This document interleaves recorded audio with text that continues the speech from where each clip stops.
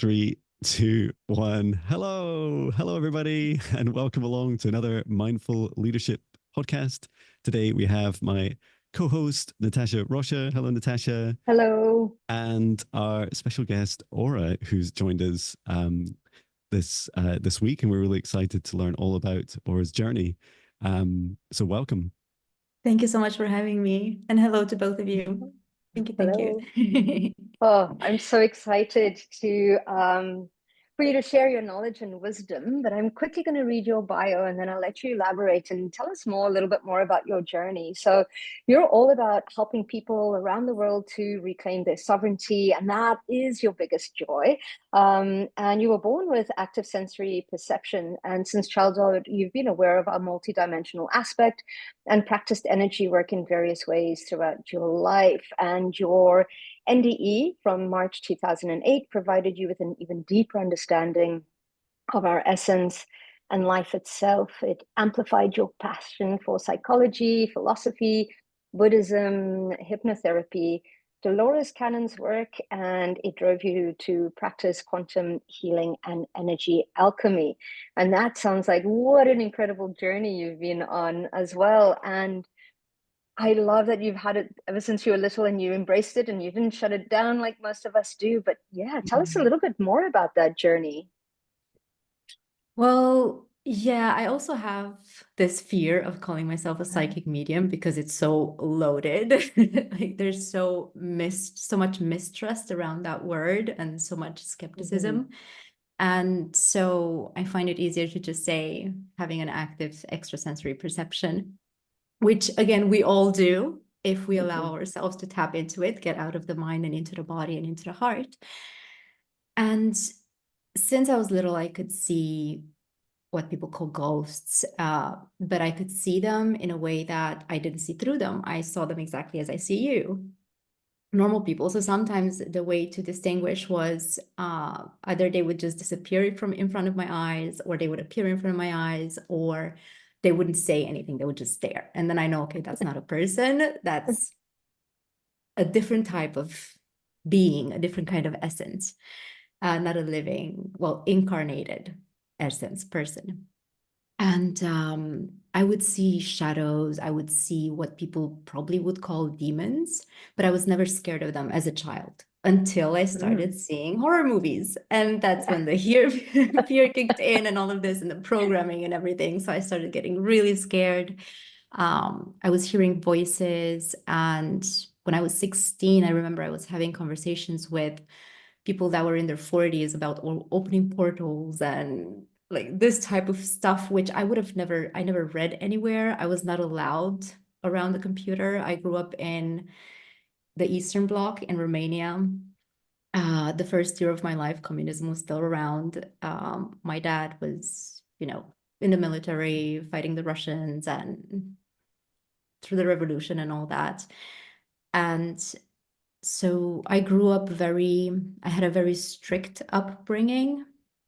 And my parents didn't know any better. There was a lot of, physical abuse because they grew up the same way. So they didn't know how else to discipline the child. And there was even pride around it. Like, look at me, I'm beating my kids. I'm a good parent. It was this type of discipline and upbringing.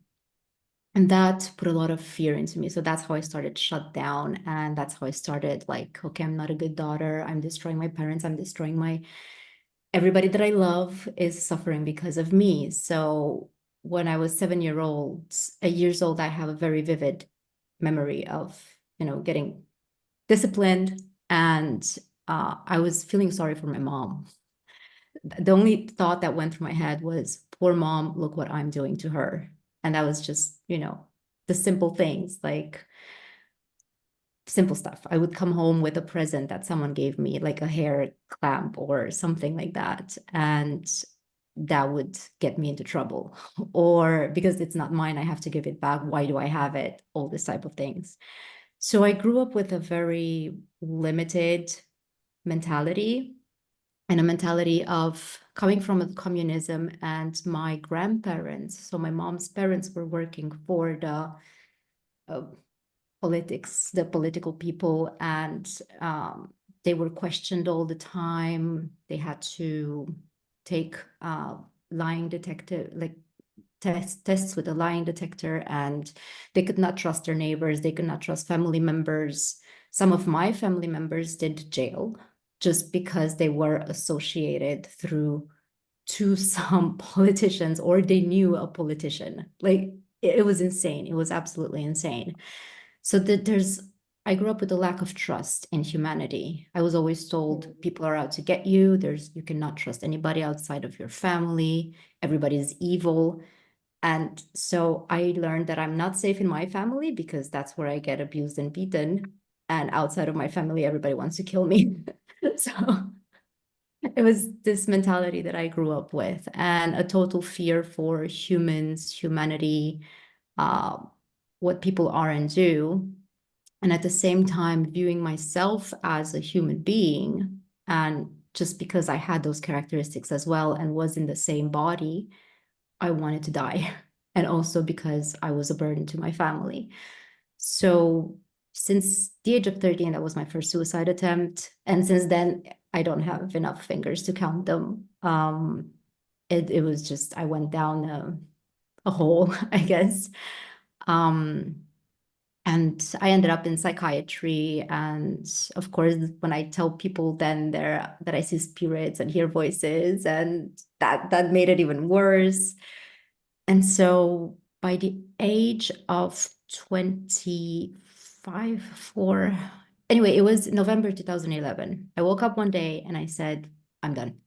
I'm done with this. I don't want to live like this anymore. I don't want to be suicidal. I don't want to be an alcoholic anymore, because I ended up on that path as well. I don't want to destroy myself anymore.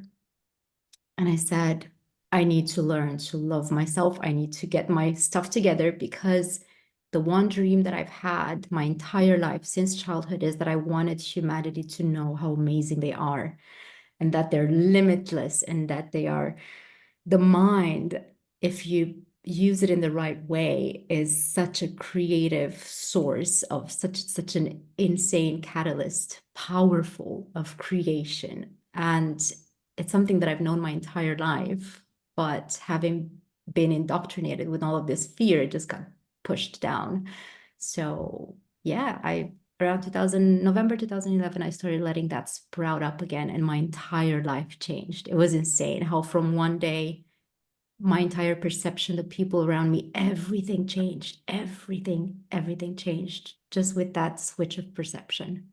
So yeah. Wow. Well, thank you for sharing such a deeply powerful journey.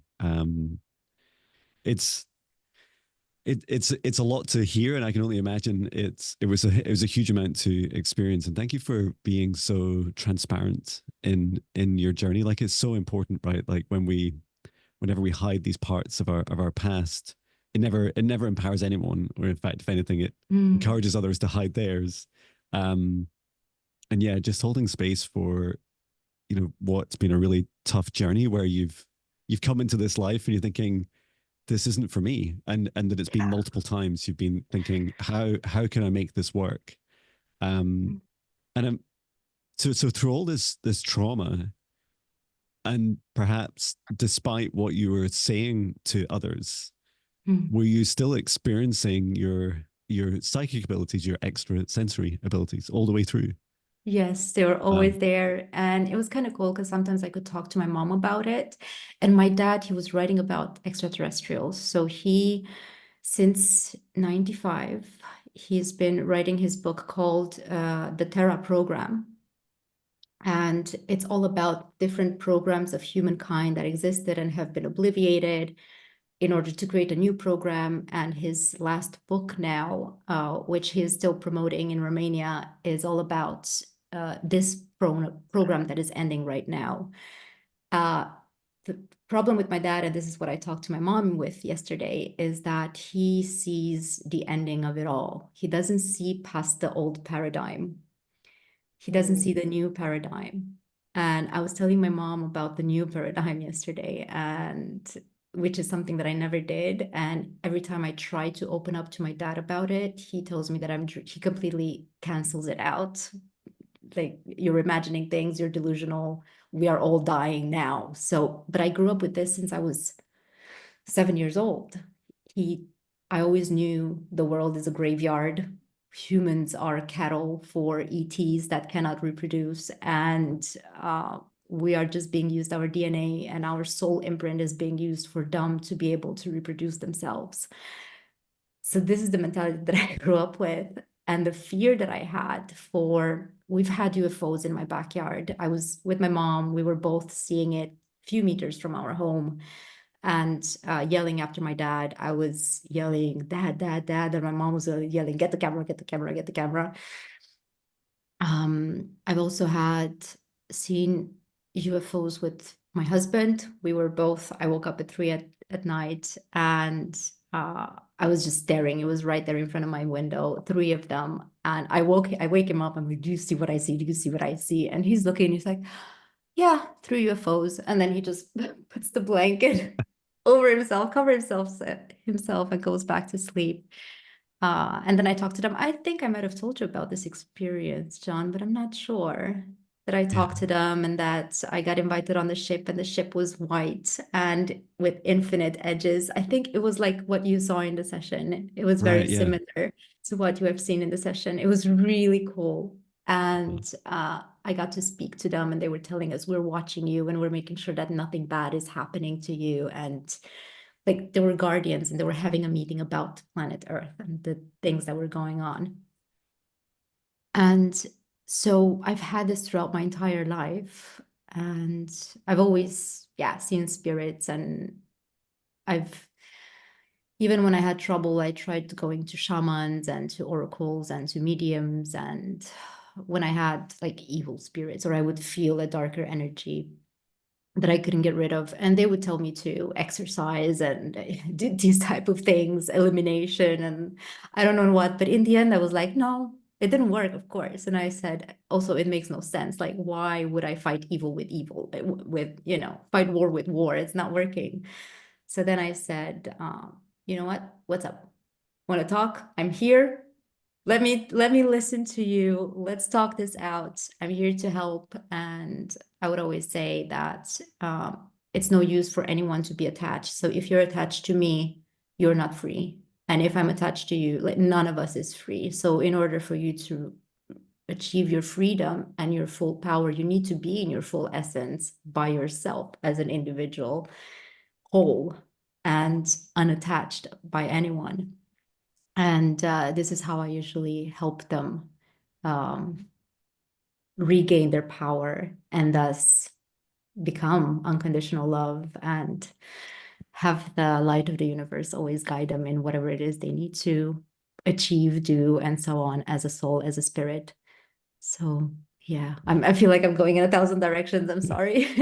Well, no, I absolutely love it. And a lot of the work that I do is working in the Akashic records. And the beautiful thing is seeing how your purpose has been birthed, and how you had to experience that absolute despair. So again, thank you for being so honest, especially because it birthed the purpose of sovereignty, which ties in so beautifully with the times that we're going through right now, in order to help humanity really step into that. And I find that nothing is by accident. I really get excited about your purpose in the world, in order to helping those, awaken and really feel into recognizing who we are in this world. And looking at, even though you chose, I believe we choose our parents, it gave you the substance to work with these ETs, however it came in. And I absolutely believe that we are moving through this time of change, and we are completely being prepared for our next aspect, and seeing all paradigms exist. So seeing your dad's paradigm, and you're going, it's like almost like pulling those two, kind of like, no, I want to live this paradigm, and your dad's like, no, but this one is the certainty, and all the ones in between there, which is beautiful to see. And it's looking at, okay, who's joining me on this train to this paradigm, and who's joining on this train to this paradigm that's coming up. And what a beautiful journey you've been on, and it's not to dismiss any of the trauma you've been through or any of that, but it's that healing that you've gone to really move past that. Not only do we heal for ourselves, but we heal the world. So I commend you on doing that heavy lifting and pulling yourself through this in order to birth this. So it's not for the faint-hearted, absolutely. And I love that switch that you did, completely change that paradigm. How did you find, I mean, that must have been so surprising, waking up and going, I'm living in a totally different world, totally different paradigm, which shows the power of our thought. And we can change these things. You've lived that. That is incredible. Can you tell us a little bit more about the switch, like what the process was in completely going, okay, hitting that rock bottom and going, okay, enough's enough? I think I've hit that rock bottom many times, and through many suicide attempts. And one of the things that really helped was the NDE, which is weird to say, but I've never been scared of death in any way. I never felt that it's an end. And I think I owe this to my ancestors as well. I not only chose my family, but I chose the place where I was born in Romania, because the Dacians, the ancient Romanians, they believed that death doesn't exist. It's only a transformation. You transform. Absolutely. So you're coming out of the physical and you transform into the ethereal, into your essence, your true essence. And they were mourning births and they were celebrating deaths. That's how it was. And I think this helped me a lot, also having that through my DNA in my body. And when I had my NDE, it was not a suicide attempt. I was actually happy that evening. I went into a house. It was a party with my school, with my classmates. And it's funny because I just talked to a girl that was there that night recently. And as I enter into the house, I see these stairs, a spiral staircase. And the first thing that goes through my head, and I say it out loud, is, I'm going to fall down the stairs tonight. And so I avoided them the entire evening. I didn't go upstairs. I said, no matter what, I don't care who's up there. I'm not going up there. But at one moment, I really needed to go to the toilet. And it was everywhere else, like downstairs, it was occupied. I couldn't go. And I really, really, really needed to go. And I said, okay, I'm just going to go to the toilet. And as soon as I step out of the toilet, the stairs are right before the door, in front of the door. And that's where I fall head first. And they said I was lucky that I didn't break my neck. I ended up in a coma. I went to the hospital. I was clinically dead for about 5 minutes or so. They couldn't find my veins when I got to the hospital to put whatever they needed to put into me. I had a lot of different small marks from needle sticks. Yeah. And eventually they brought me back. But what I felt then in that moment when I was gone from the physical, it was just pure bliss, pure perfection. It was a wholeness that I cannot express in words. Nothing in this life, almost nothing in this, in the everyday conscious mind can express it. But when I'm in a meditation state now, I can get back there. And during sessions, I can get back there when I am the client, when I go to one of my colleagues and I say, hey, can you do a session for me? I didn't need it right now. I get back to that state again. And that understanding, that was for me, the message, something needs you here. I'm not supposed to die. I'm needed here. And I have a lot of stuff to do in this life before I die. And that's part of it when it kicked in. But then I had to choose a university. I had to live a normal life. No, you're not allowed to do art. You have to be a doctor, all of these things. And that pushed me deeper into depression. And you cannot wear these clothes. Now you're not a child anymore. You have to get into the working life. And so everything about me was wrong. But then one day, I don't know, I just remember that morning where it was beyond suicide. It was beyond everything that was bad. And like, I think I've shed everything I could have shed, and I tried everything I could have tried to escape myself, where the only thing that was left was just complete surrender. So I wake up that morning and I say, okay, well, if I can't die and I cannot drink it away, I cannot do anything, I need to try the other thing that I haven't tried ever before, which is to take care of myself and to start being the change I wish to see in the world, because I always knew the ability that we all have. And so I started writing with a pen every single day on my arm, be the change you wish to see in the world. So that's what I was doing every morning. I was taking a shower and then writing, be the change you wish to see in the world. And that drove me. So I was thinking small thoughts, like I want people to see them smiling on the street. And I live in Sweden. Everybody's like this. Nobody smiles ever. You're a psychopath if you smile here on the street. So I was just walking on the street and smiling in my clothes. I was having big spikes around my neck. Everybody would label me satanic or I don't know what, like something like that, the way I was dressed. But I was just smiling and I was saying hello to everyone, which again is not normal here in Sweden. I decided to be the way I want the ideal person to live their life. I never bought cold turkey, never bought alcohol anymore. I stopped smoking. I changed my diet, which was just pizza and lasagna. I switched that to just super, super clean. I started studying nutrition for myself, everything that I could get on nutrition. And all of a sudden, I had 4 chronic diseases physical. So I had psoriasis, I had endometriosis, I have PCOS, I had, what was the other one? I don't even know. And then I had bipolar, borderline, depression, suicide, all of these things, which they told me they are the cancer in the psychiatry. So they're uncurable. Yes, and fibromyalgia, that was the 4th one, physical. So all of these are uncurable. There's no cure for them. You're going to have them for life. And the older you get, the worse they get with age. And that's what I was always told. You're going to need more pills, bigger doses, blah, blah, blah. But what I said was like, nope, I'm just going to start tapering down the medication. So not finish cold turkey with it because I knew that would create other problems.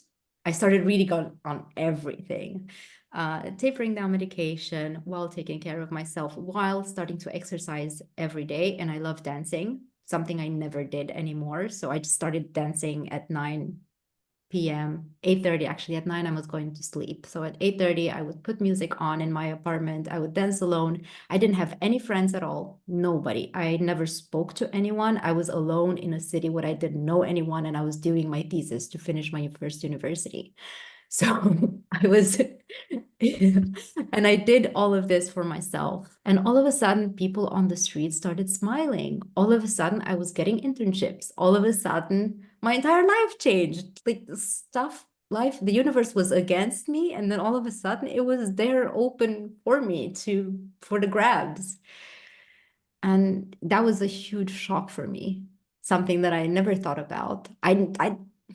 I heard about the law of attraction, but I never read about it. It was just like, okay, just something I heard about, but I don't even know what it means. So it's not something that I applied or anything like that. I just decided that I was going to live and that I was going to be an example, not for others, but just show myself that I can do something that I haven't tried yet.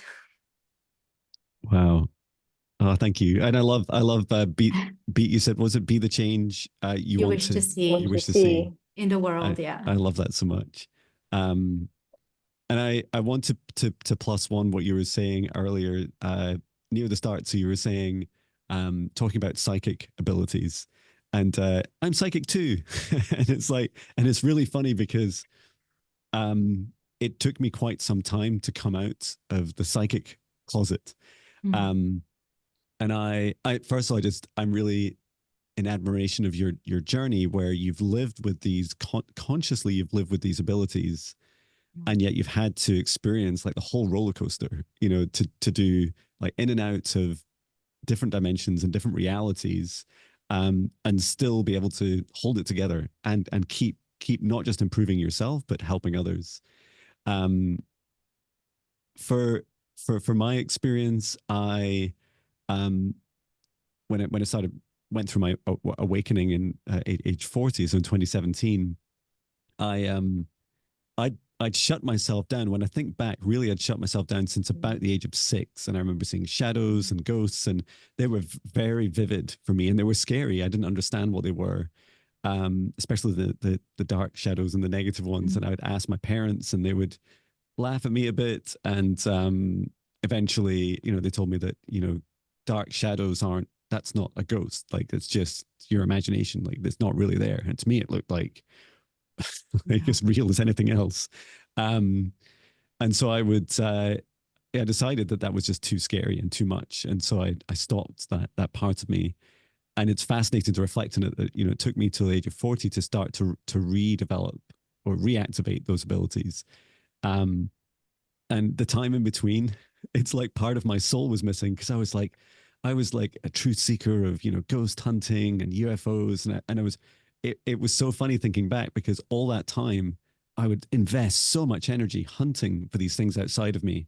And yet all of it was just waiting. It was almost like drawing me back full circle back to a door inside of me, like inside my own heart, saying, John, if you could just open that door, like step through your fear of having these abilities, you would get all the answers and way more than you currently perceive. And Natasha and I did an event, an in-person event here near the city of Edinburgh in Scotland, and we got 12 people together, and we did now even the advert for the event I found very difficult. It's like, I've got to put the word psychic in. I remember my reflexology teacher, Lana, saying to me, but John, it's like your strongest gift. Why wouldn't you say that? It's like, like, I have to, don't I? And I think I called it like quantum and akashic, psychic readings, healings, clearings. Like, there's loads of words, but I managed to get it in.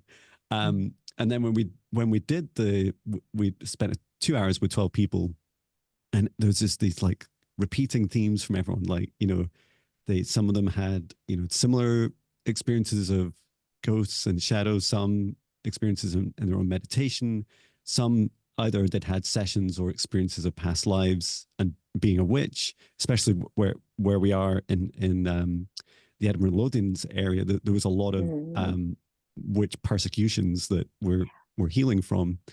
And Natasha doesn't know this part yet, which is that when I was back yesterday in the wellbeing center we ran it, there was just really beautiful feedback coming through the owners saying, like, for the people that attended, they're like, just the most accurate readings they've ever experienced. Such power and such depth, and it felt so empowering. And at least 5 of them had already signed up again for to come back. And it's a very, like, your journey, Aura, is so empowering to hear, because it's so easy to shut it down, right? It's much easier. It's just go, I could just go and pay my bills and watch TV and I'll be fine, and this world will be fine. And I'm really interested in your journey with strong words, like with many meanings, like and psychic, and other related words. How is that for you now on your journey? How far do you feel you've come? Not that far at all. I feel like I haven't taken any step further with this, because I'm really just like you. I mean, I'm scared of that word. And even as you say, right, because when we tap into this within our essence and into the knowledge that we have, there is so much truth in there. I mean, there's just absolute truth in there, but we are so deeply programmed, and that programming is so ingrained within us to not believe ourselves, to not trust ourselves, because for thousands of years, we've learned that if you want to talk to the God, you have to talk to a priest, and they will talk to God for you, because you are unworthy, you are unclean, you cannot do this. Or the witch hunts, right? The persecutions and everything, you will be hunted down if you do this. There's so much fear around this in our bodies, in ourselves. And this is also because we not only have the DNA of our parents within ourselves, but we have their entire energetic print. And we have that of our grandparents and grand to the first human being on this planet. So the entire trauma of humanity is within each and every one of us right now, present through our lineage. So everything that they've experienced, we are the last ones to experience it. And this is where the dismantling comes, right? We are the ones, like you said, John, in your session, the universe rewards the brave, I think you said in your session. Yeah. And this is something that, you know, like really stuck with me. And this is the bravery that we need to display right now. And it's very hard for me to do. I mean, just this morning, I was looking at, I try to stay away from the phone, but it's really hard. And I'm looking at other people and I'm always comparing myself to them. Like, oh my God, she's psychic. She's awesome. She has access to the entire knowledge of all that is. And I always put myself down. And I'm like, I have nothing to contribute. I have nothing to give to the people. So I do this just this morning. I did this again. And then I was like, no, snap out of it. Snap out of it. It's about remembering to center back into your truth, not into what we have been taught to believe, because I was taught my entire life, I was told that I'm worthless. I'm not good enough. Why can you not be like your sister, like your colleagues, like anybody else? Just don't be you. And it's this thing that it's a work in progress. Always healing is always a work in progress, and healing always happens in the present moment. You might think that, oh, I'm done. No, you're not done. You will always find another thing will show up that you will need to begin to dismantle and to to address and to begin to release. And I think the way I'm doing my work also, because my dad, he's very okay, it's also this entire thing with the Anunnaki. And like, if you start talking about the history of humankind and everything that happened, I'm trying to do it as grounded as I can and as close to the present as I can, but bring the entire gravity of it into the present moment. And so to help people to begin to release themselves, to liberate themselves from everything. So I don't mention Anunnaki because I'm always hoping that normal people, like people that haven't awakened yet, or that are sensing something, that there is something within them that wants to awaken, that I'm hoping that these type of people are watching my content as well and looking for answers. And I'm trying to simplify it as much as possible for them. So that's why I'm not really using words like psychic and stuff like that also, because people think that but again, this is my belief, right? It's my fear that people think that it's not legit. As soon as I say therapist, hypnotherapist, it's legit, right? All of a sudden, it's like it's a science behind that. And yeah, there are just tons and tons, infinite, our entire programming, actually, our entire matrix that we need to dismantle to get out of. So yeah, I still have what's the word? Not fear, but discomfort around that word, I guess, and these type of words. Quantum healing. Oh my God, if I had to explain that so many times to so many people that are in quantum physics. And I'm like, well, if you're into quantum physics, then you should understand what this is about.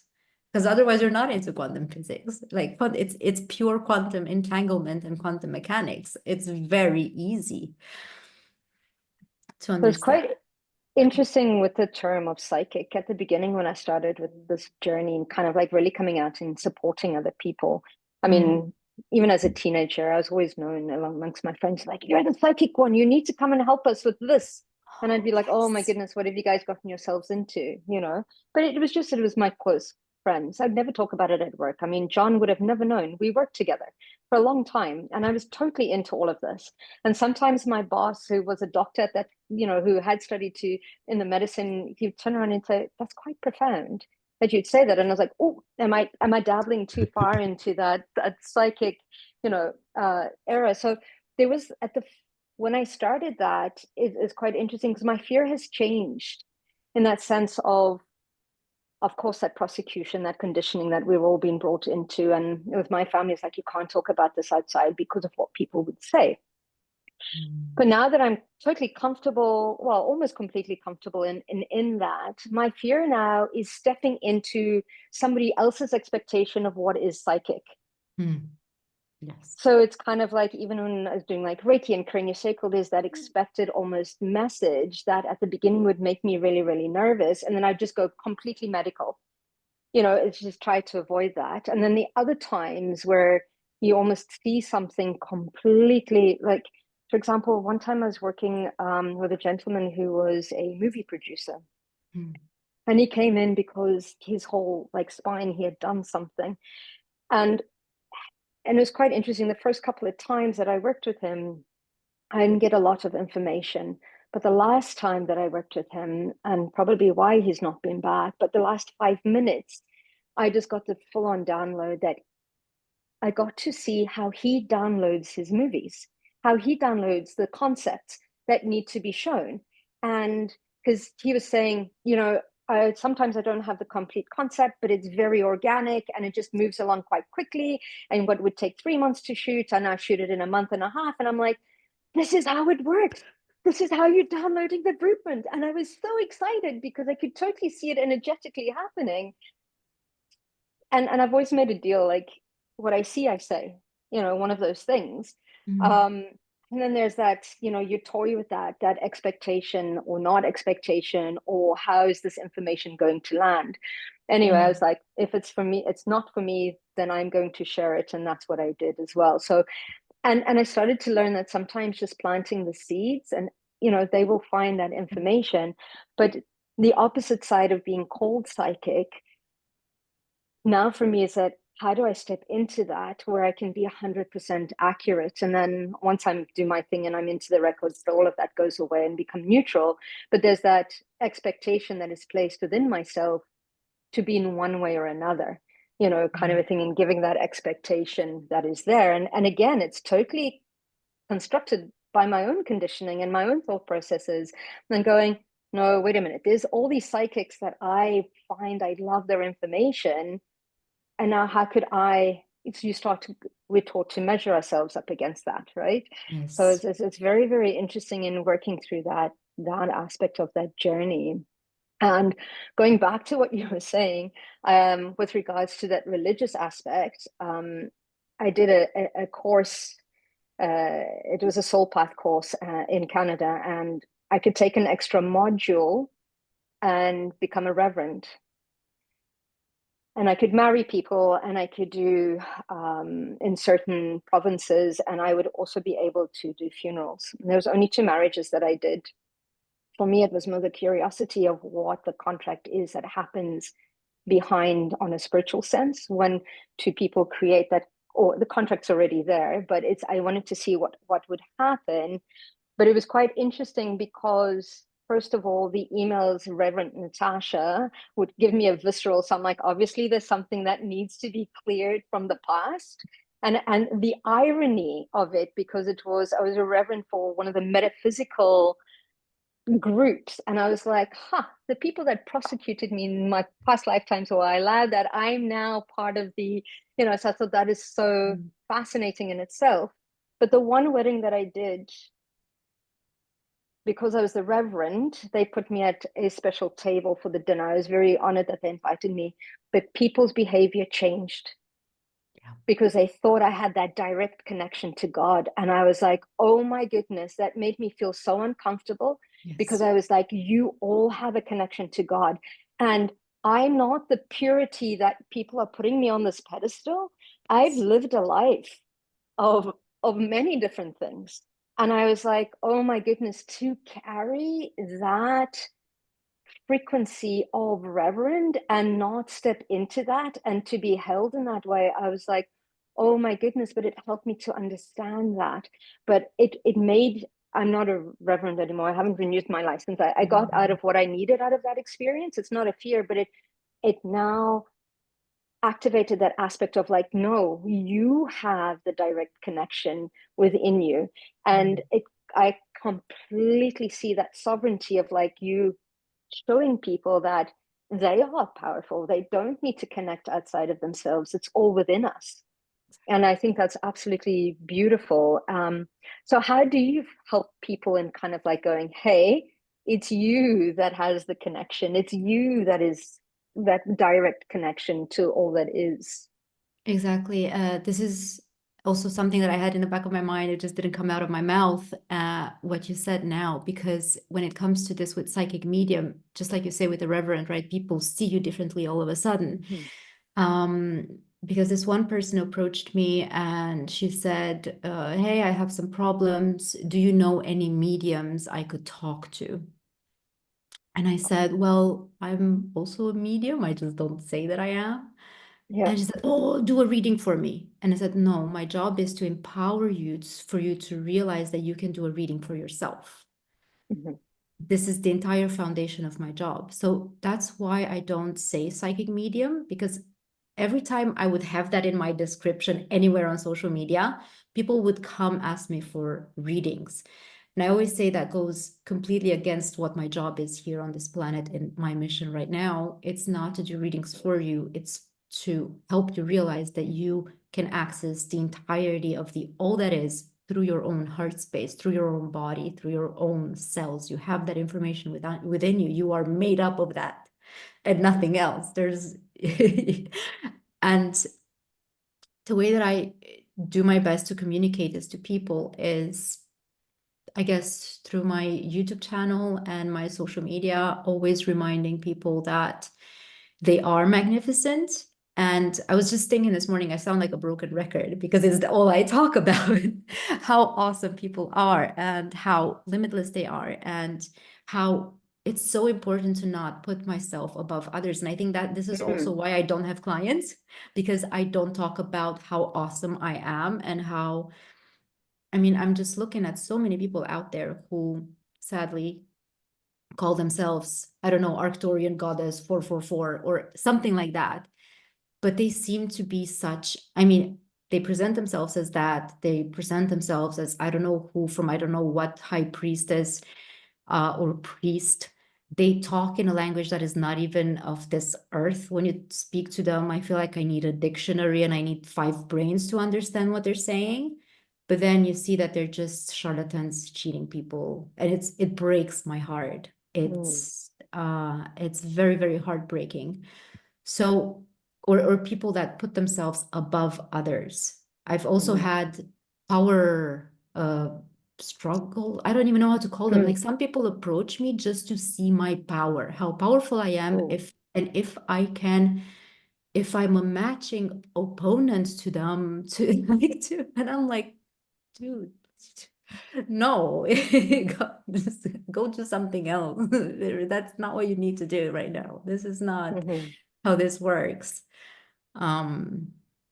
So I don't appreciate this. I don't like this. And I'm always trying to show people also when it comes to negative entities, right? Because I'm having clients who have implants or attachments or I don't know what, and then they get to see these or perceive these negative either galactics or entities. And I always tell them, I'm here with you. We're all here with you. You're with your higher self. Nothing can touch you. Nobody's more powerful than you. Because if we are all fractals of Source, that means that we all contain the entirety of Source within us. We are all omnipotent. We are all omniscient. We're all equal. Nobody's above you. Nobody's below you. You are not above or below anybody else. We are all the same, actually.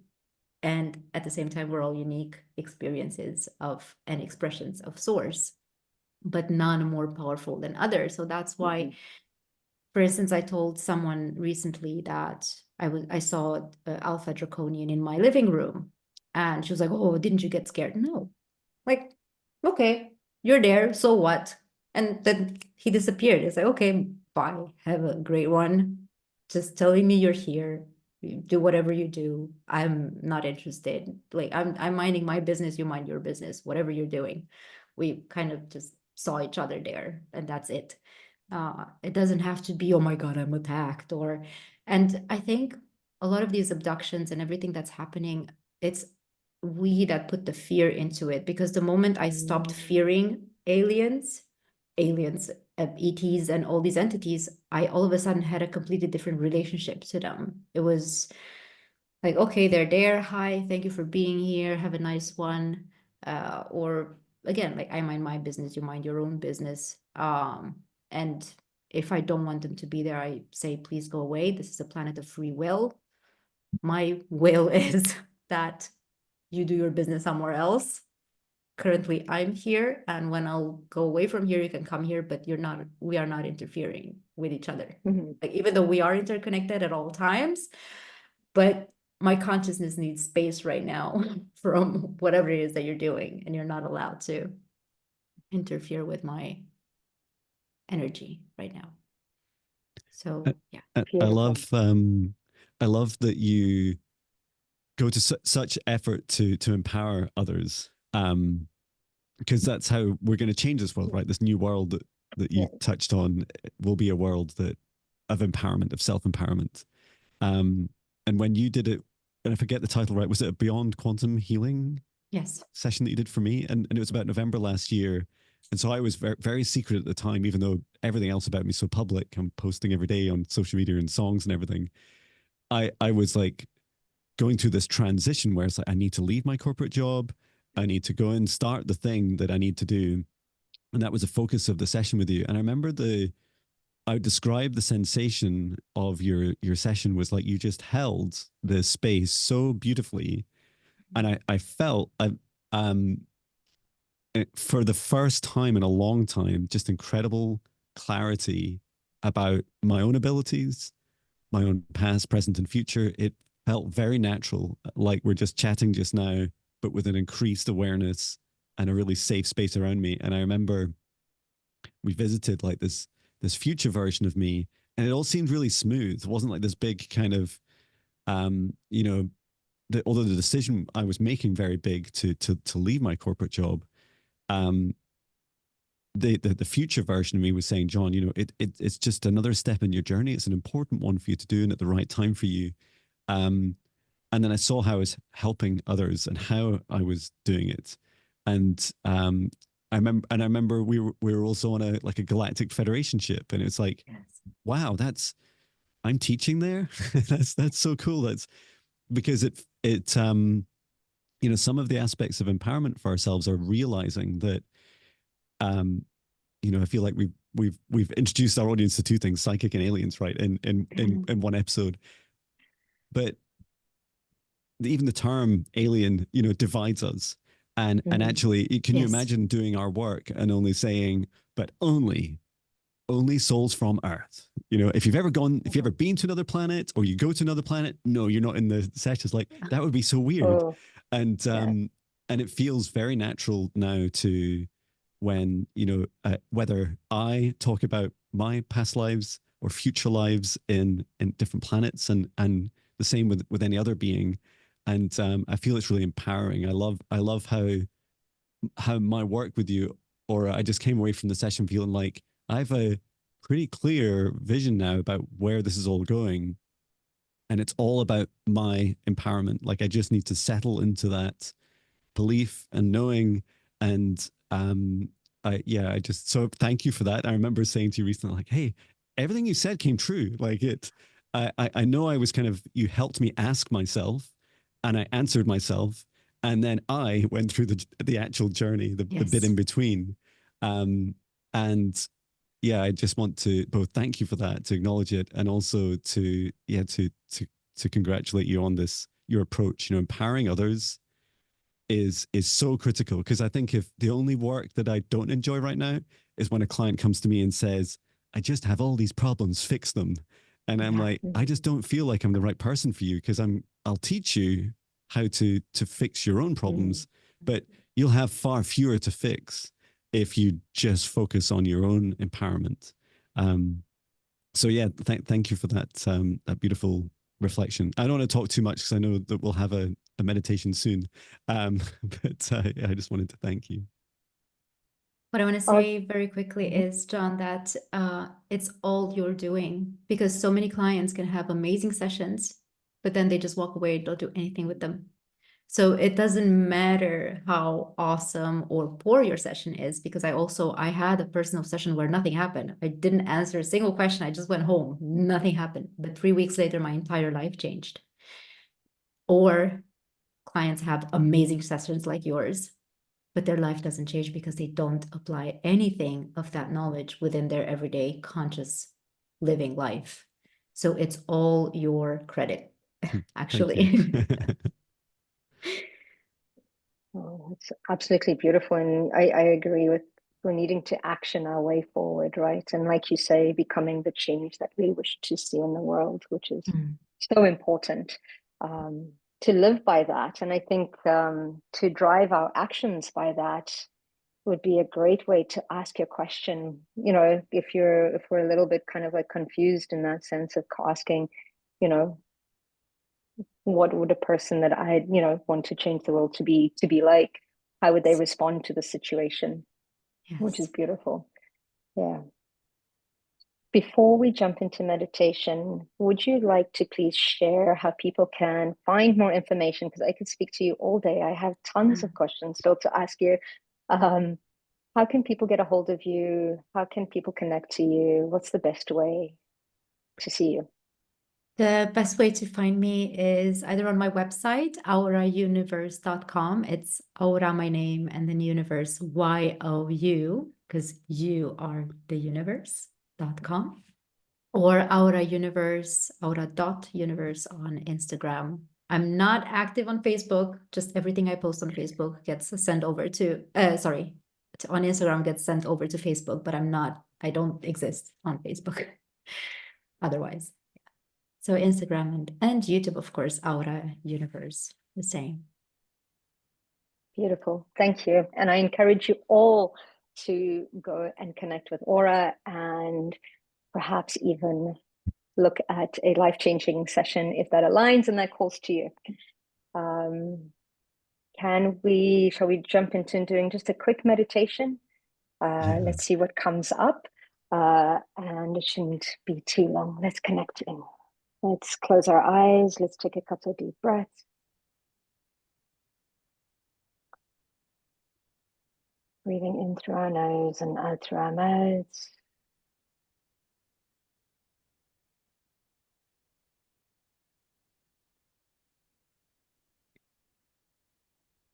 Let's imagine that we're breathing in light.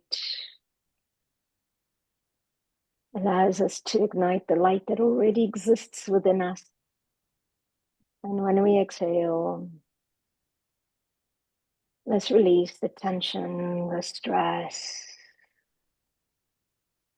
or any lower vibrational frequencies we might be holding on to.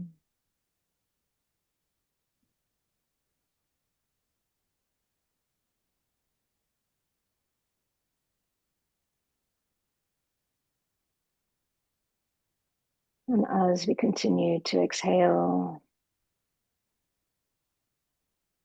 we allow for space for more light to shine.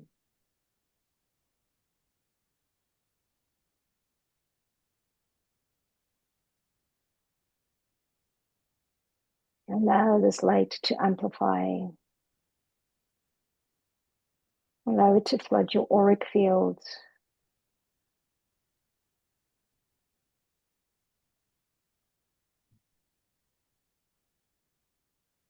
Releasing any emotions that we've collected that are not ours. Or perhaps even releasing all that we no longer wish to carry.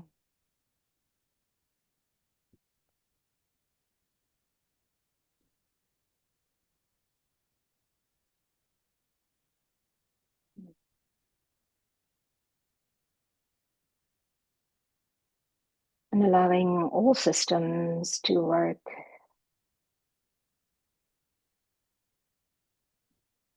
cohesively within ourselves,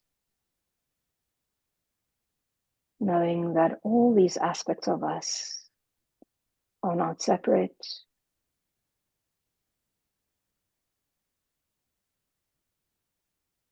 but part of one another.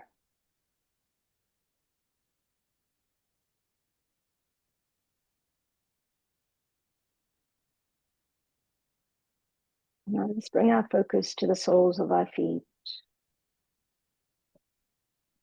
opening up the energy centers on the soles of our feet and allowing the exchange of energy between us and Mother Earth.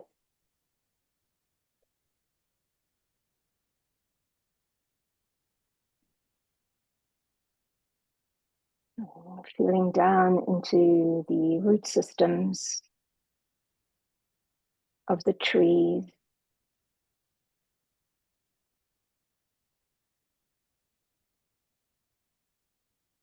Feeling completely connected.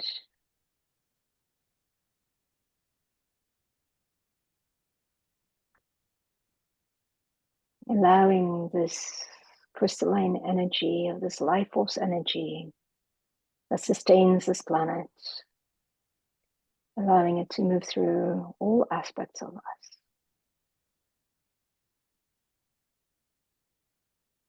Feeling completely grounded, centered, and connected.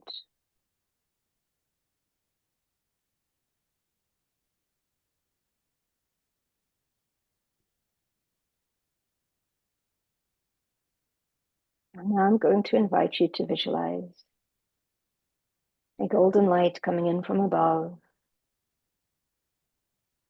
and penetrating the top of your head, opening up your crown, strengthening your connection with your higher self, your I am present, your guides, your angels, your own Akashic records and creator. And allow this golden energy to move down into the center of your mind,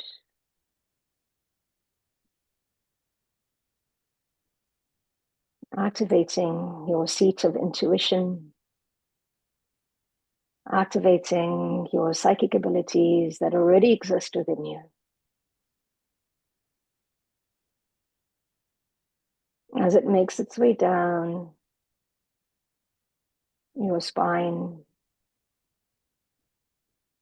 opening up your avenues of self-expression so that you can express yourself in ways that you're heard, that you're understood. It's okay to be seen, to be heard. And allow this energy to move down into your heart space, activating the unconditional love that you already are, activating the aspect of radical self-acceptance,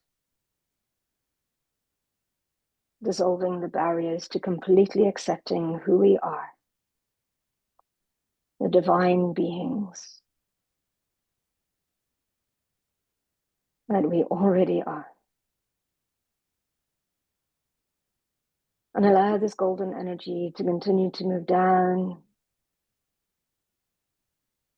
through our spine, connecting in to our solar plexus, activating the power that we already are, down into the sacral, activating the ability to physically manifest into reality and create the paradigms that we wish to see, that we wish to live.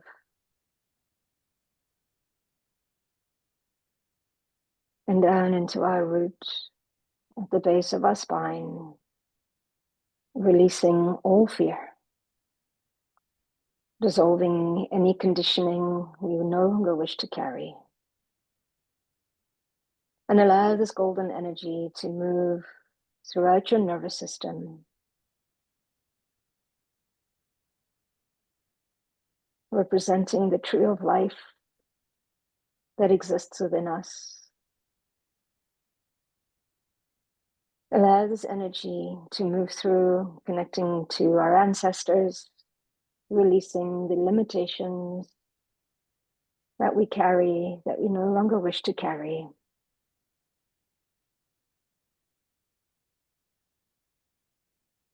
And allow this golden energy to move through every single cell within our bodies, releasing dissolving any disease, any discomfort, or any disharmony that we carry.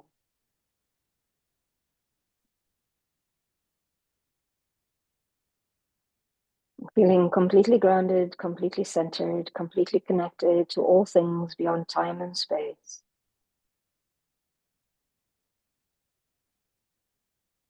I invite you to call forward a future aspect of yourself, one that lives in the paradigm you wish to create.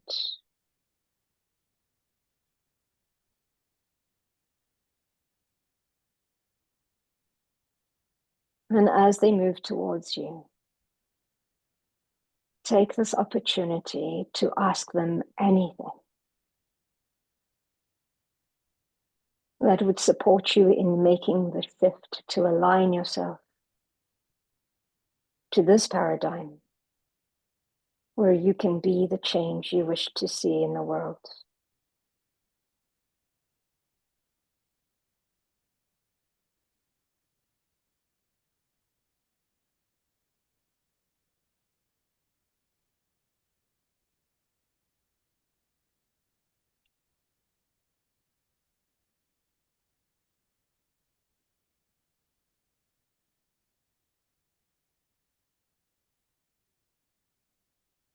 And I invite you to ask them, what is one step that you can take today that will bring you closer, or that will activate this timeline for you?